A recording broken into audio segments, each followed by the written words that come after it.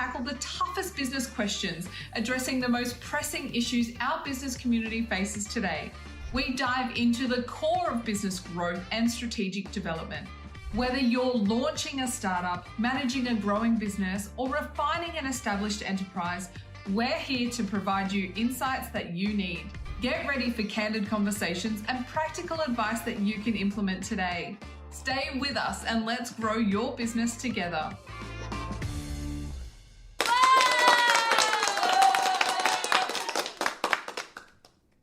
Kristian Livolsi, it is Tuesday. We're back with the hot seat. How are you going today?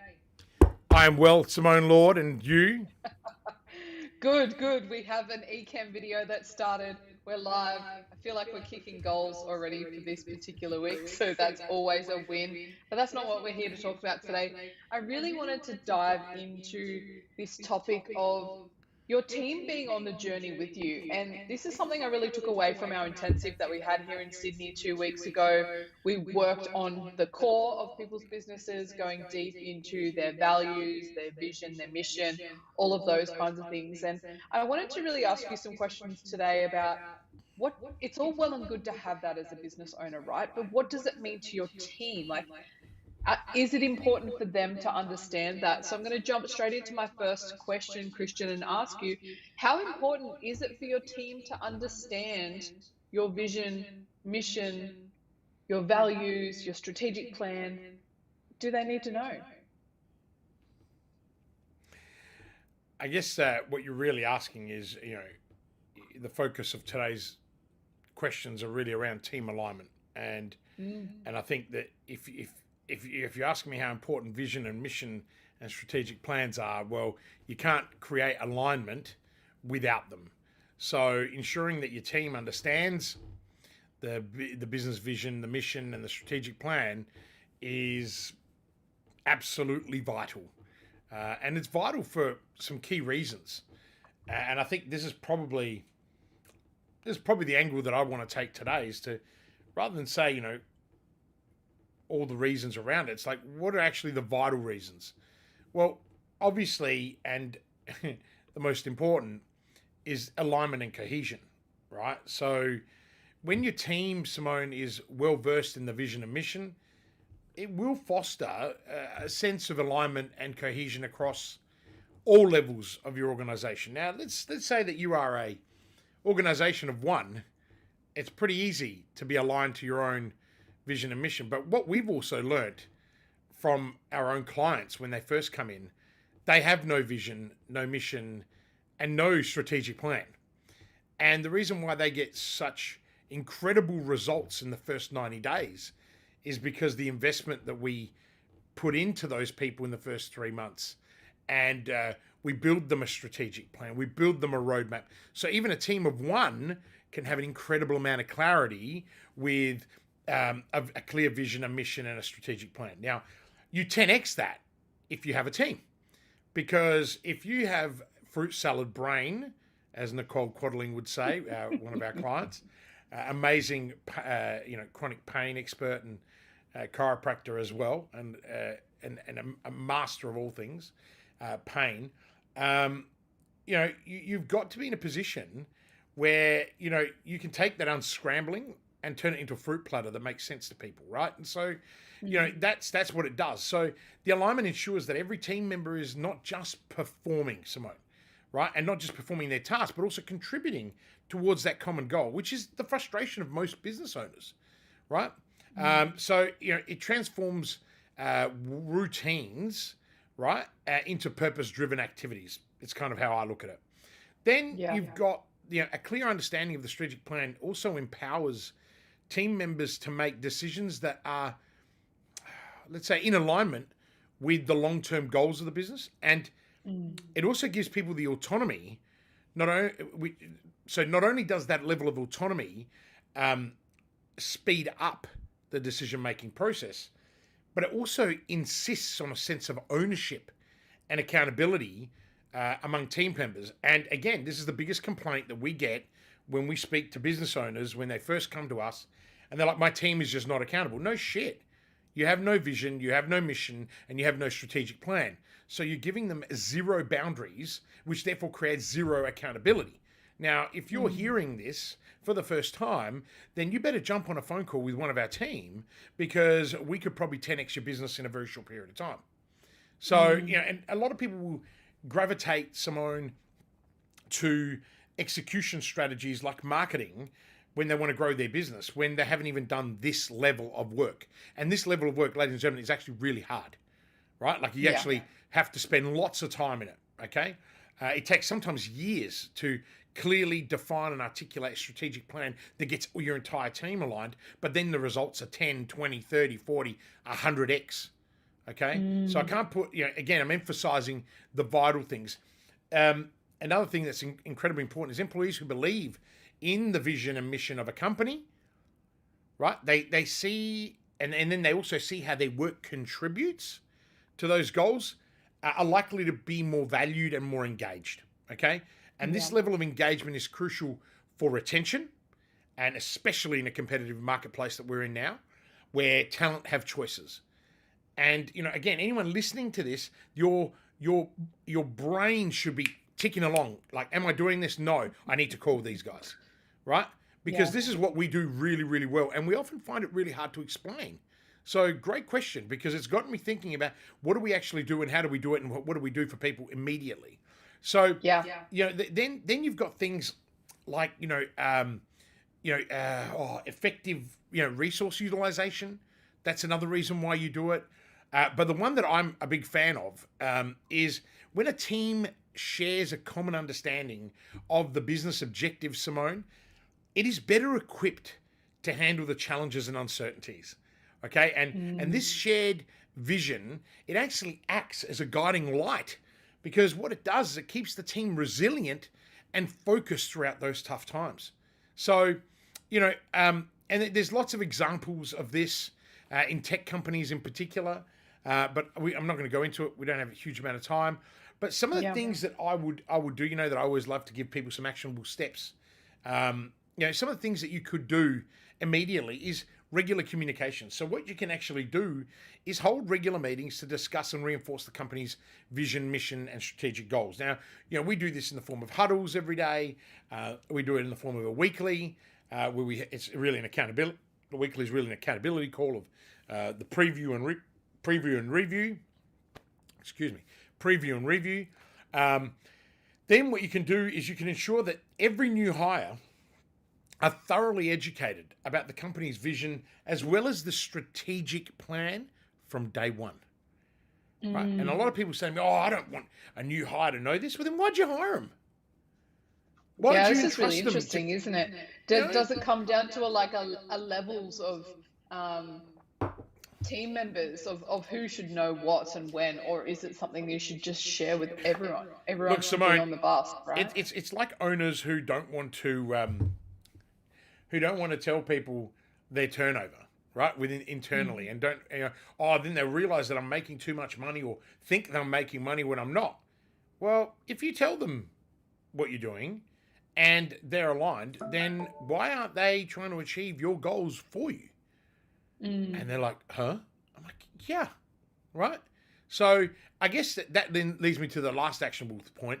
During your performance reviews, including of yourself, if you're self-employed, align your individual goals with the company's strategic objectives, okay? And this will help all your employees see how their work directly contributes to the company's success.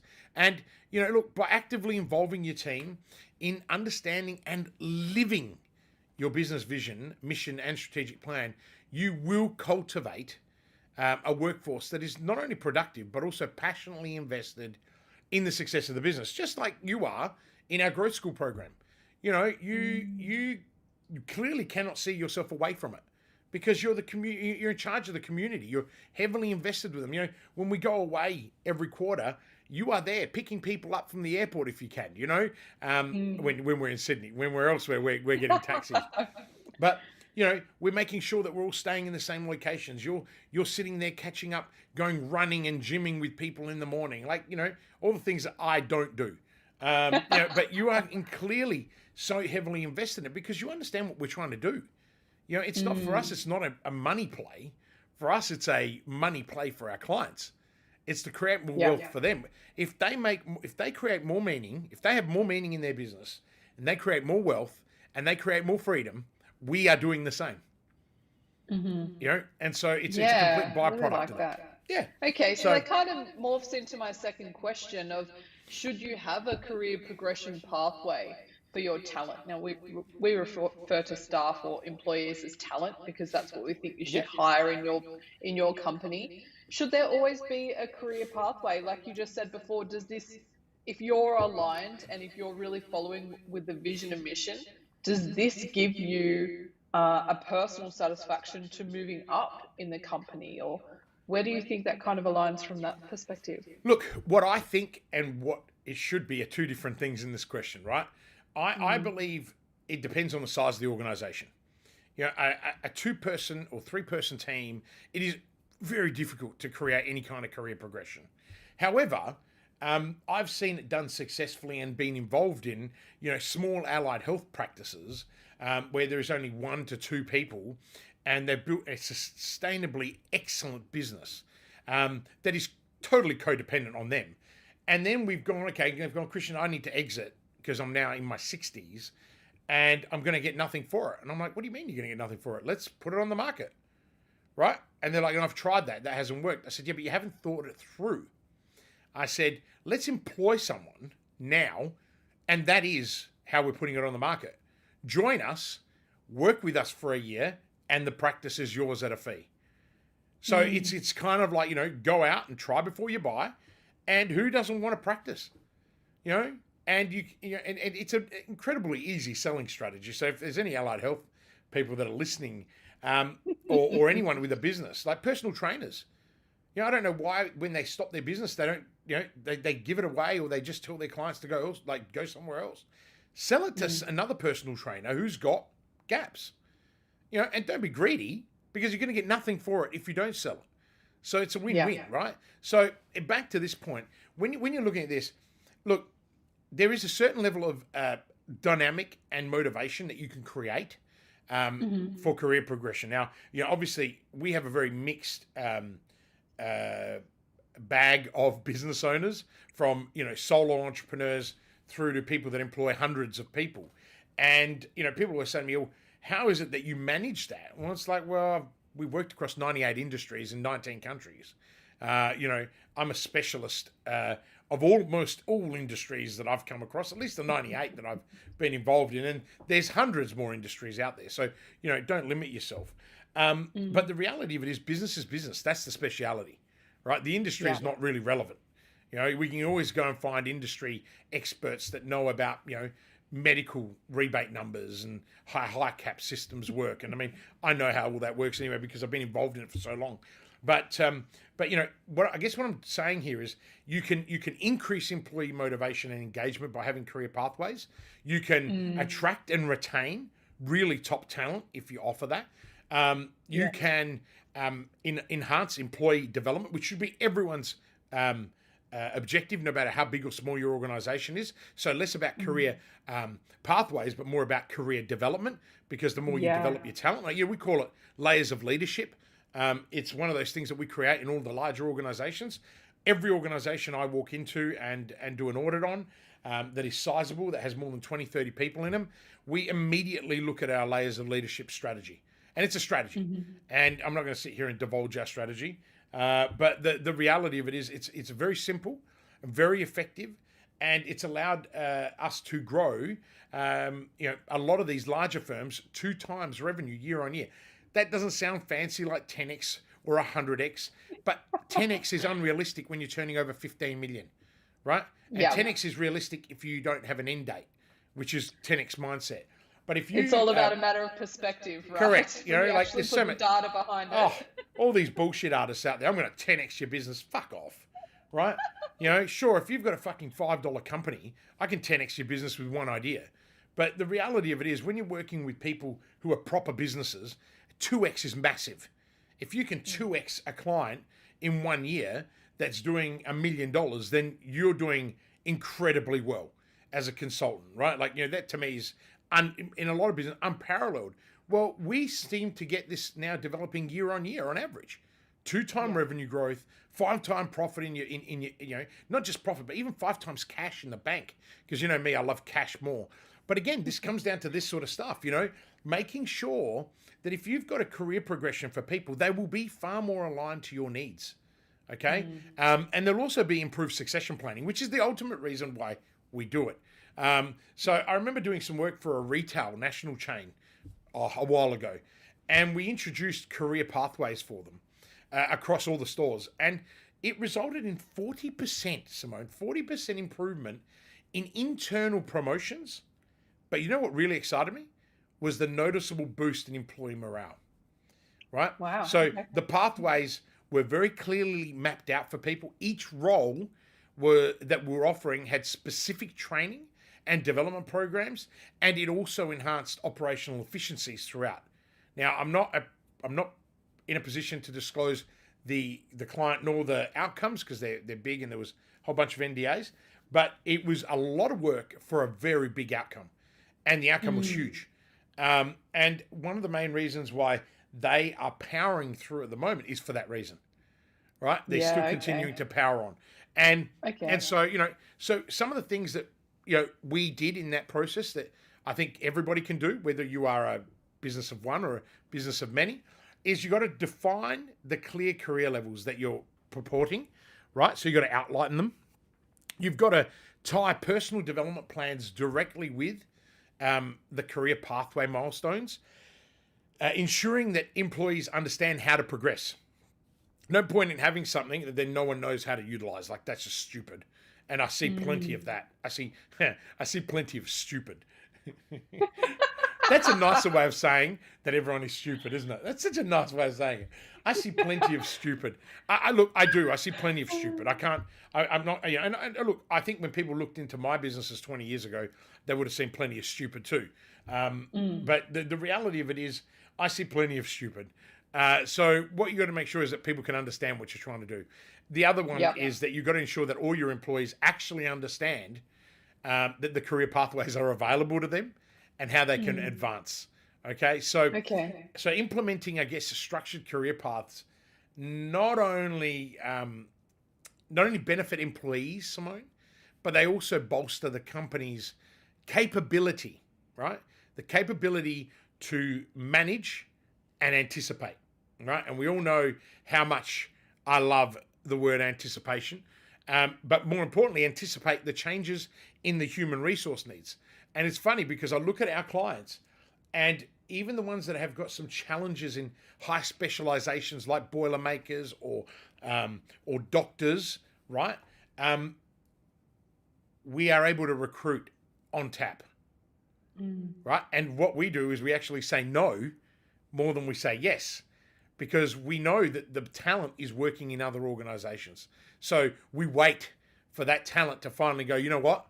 I want to go and work for these guys because they have great culture and they are, at the top of their game. And that's a perception thing, okay? So it's a strategic approach essentially that nurtures all your talent from within and builds loyalty, but more importantly, drives sustained business growth.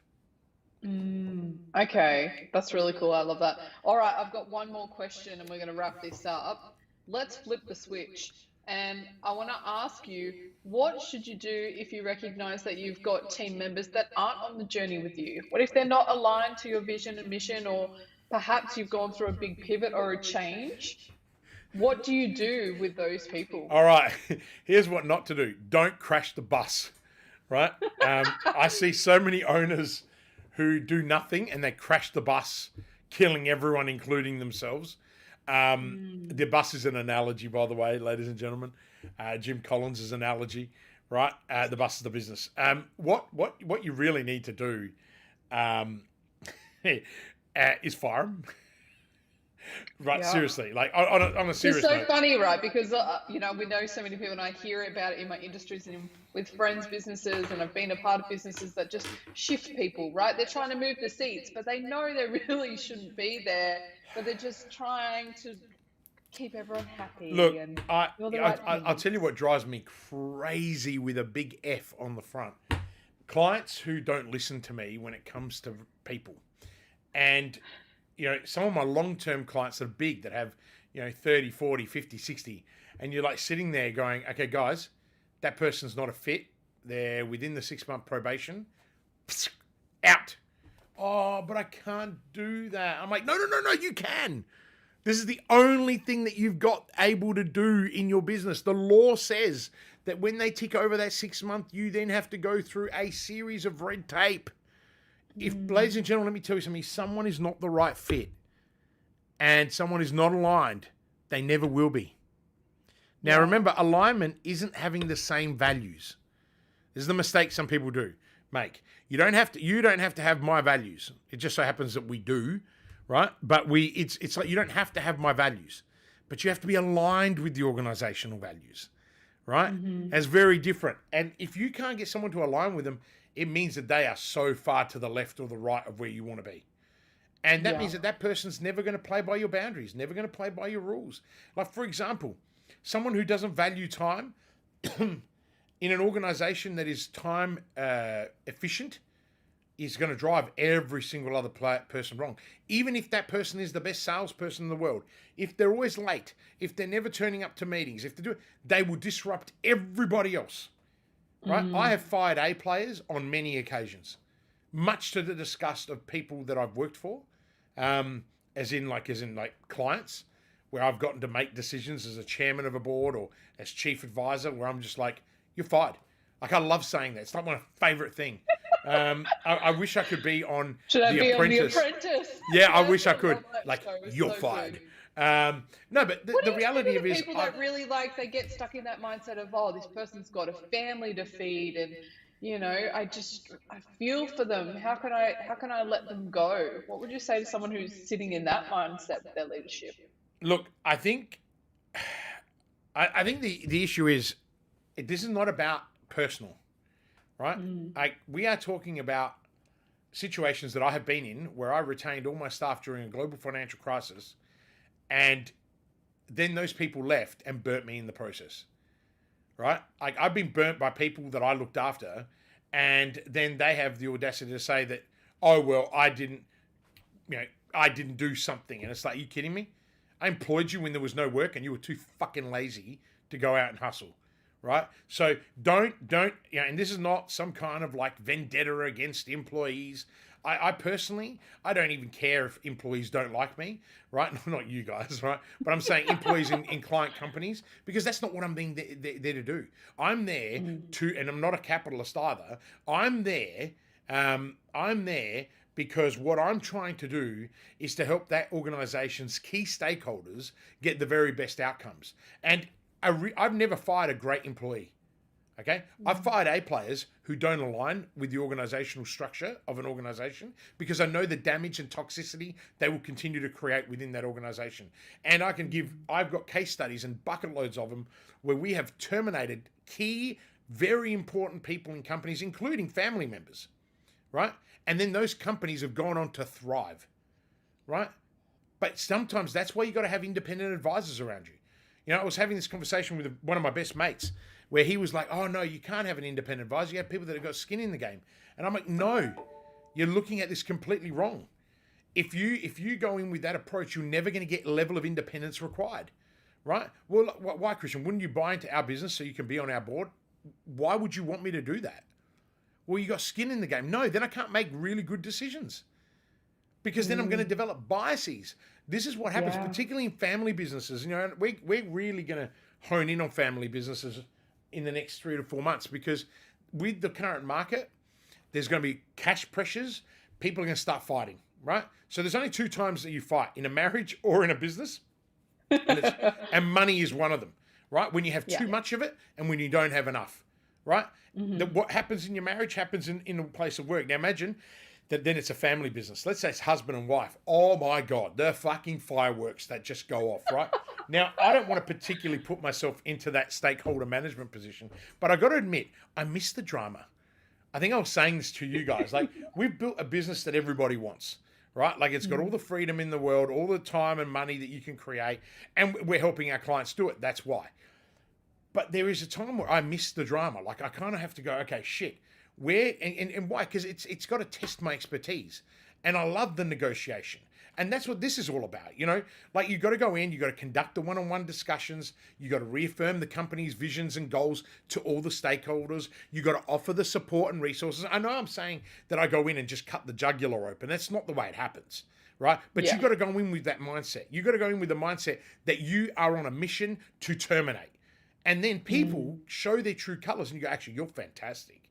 You just haven't been, you're not aligned with this because no one's actually walked you through this, right? Or you are so disgruntled about something that happened 5 years ago that you're taking that out on your spouse, who also happens in your business, and you're destroying this business. Like, what are you doing? And that's the level that someone independent can come in and put the mirror in front of you, right? And I got to be honest, I love that.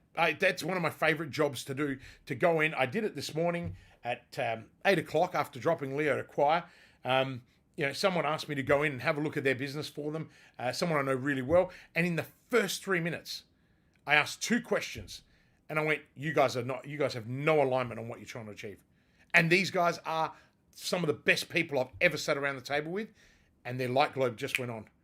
And for 45 minutes, we jammed out all the stuff that they got aligned and clear on, and I'm confident they'll make $1 million from an hour session with me. I'm confident. Now they've got to go and execute, right? And they've already booked me in for another hour, and it's going to go on and on.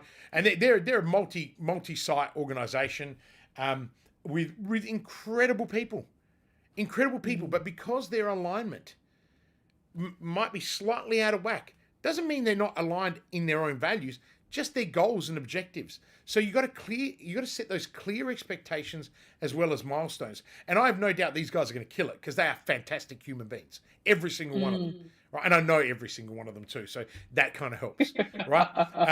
And that 2 of them are actually really good friends of mine, so that kind of helps as well. But again, friends in business together need independence to sometimes just shine a little light, right? Because most people, when they start partnerships, they start for all the right reasons, and then they grow apart, and it's because they fail to trust each other, or their wives or husbands get in the heads of the people and say, oh, why is that person having a better life than you? And all of a sudden, it just gets a mess. And that's where I say to people, if you're in a partnership, you need a little Kristian Livolsi in your life. Well, actually, Adrian Lee says that. Amanda says, choose Kristian over Tony Robbins. So we've got all these people that say all these things, and I feel incredibly humbled by it. But the reality of it is, you don't need Kristian. You need someone that's independent, who gives a shit, who's been through those wars, who understands those complications. So again, going back to this, you've got to evaluate the fit, and you've got to make the tough decisions. And you also got to promote a culture of openness and inclusion. Like, in our organization, you would say that we are pretty open, right? Like, if we don't like something, we say it. You and Bonnie generally don't like it when I'm getting angry and get quite frustrated. And you close up like roses that have not hatched.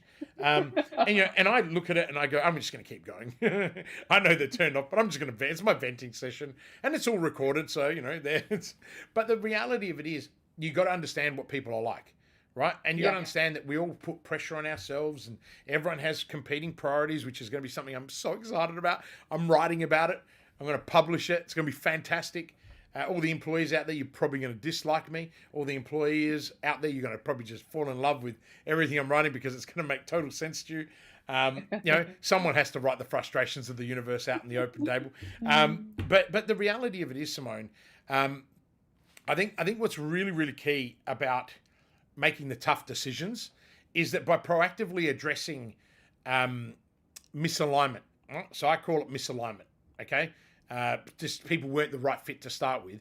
You can actually ensure that your team not only shares, but is enthusiastic about your business journey, fostering a united workforce that drives collective success, but also deselects out the B and C players, right? Within an organization. Now, I want to just a caveat to anyone who thinks I just go firing people. I most of the time actually force people to deselect, right? Yeah. I think I've only ever fired maybe a few. I just realized I've actually employed thousands of people. Like, I'm pretty sure I've had over 3,500, 4,000 employees over the 25-year journey in 80 ventures.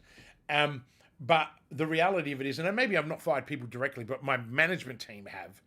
And this is the reason why I push people hard. And my managers always used to say to me, you know, it's funny, your employees love working for you. Your management team hates you. And I'm like, yeah, because you guys don't want to make the tough decisions. And so I have to put my foot in the back of your neck to get you to do what you need to do. Now, that wasn't always the case. The managers that didn't like me used to say that. But then I've always had people that have worked with me for 10 years plus. So clearly, they're you know. But again, it's that misalignment, right? Some people have far greater expectations upon themselves. And I think a lot of the time, if you're a high performer, and all you business owners out there that are high performers, and you've got high energy, people gravitate to you, right? And what it is, you got to be really careful that you're not recruiting people that are just your followers, that are just saying yes. Because that's all well and good for the first 3 or 4 months. But then when the shit doesn't get done, you start to get really frustrated. And then you realize, hey, dipshit, you made the mistake, not the employee you hired. Right? Yeah. And then you're too scared to make the decision to go, oh, hang on, this isn't working, right? Mm-hmm. And then you might sit there and then all of a sudden you start seeing your revenue decline, and especially if you've hired the wrong sales manager and now the sales manager's disgruntled so because you're not hanging out with them, and all of a sudden there's this, oh my God, I'm being abandoned, and so that abandonment philosophy, oh my God, it was my childhood, oh, for fuck's sakes, right? You know, I mean, you know what I'm talking about, because you hear it as well from the stories, but the reality of it is business should be fun. And if you hire the right people who are aligned with your vision, with your strategic plan and your mission, then you're going to have fun, right? Like that. That's really what it comes down to. And after all of that, that's probably what it comes down to. It's like, so whether you're having to get rid of people, deselecting them, or embracing them, it all comes down to create the alignment, and you will have more meaning, you'll have more wealth, and you'll have more freedom than you've ever had before. And that's what it's all about. And it's not easy. It's not easy, but it does get easier if you work with a whole bunch of people that are on the same path and trajectory as you. That's it. I love that. That's absolutely awesome. And I know this is another one of those topics that we could be here for another hour talking about and just unpacking it. It's good fun. There's lots of stories. There's lots into this. So Kristian Livolsi, thank you for your time and your insights. This has been a great episode of The Hot Seat. So many takeaways for our audience. If you are joining us live, please drop something into the comments. Let us know your thoughts. If you're watching it on replay, drop us a hashtag replay. We'd love to hear that from you. And we'll be back next Tuesday with another hot topic of discussion and getting all of your wisdom and expertise. So Kristian Livolsi, thank you very much. Have a good day. Hey, by the way, so before everyone goes, that was the best close you've ever done. And that smile on your face tells me that we're going to have a cracking conversation after this. Ladies and gentlemen, have a wonderful afternoon. Bless you. Thank you for joining us on The Hot Seat. We hope today's session gave you valuable insights to drive your business forward. Remember, every challenge is an opportunity for growth. Every question brings us closer to the answers that can transform our businesses. Stay connected with us, follow our journey, share your thoughts, and be a part of our community. And don't forget to subscribe, like, and hit the notification bell so that you never miss future episodes. Together, let's elevate your business to new heights. Thanks for watching, and we'll see you next time on The Hot Seat.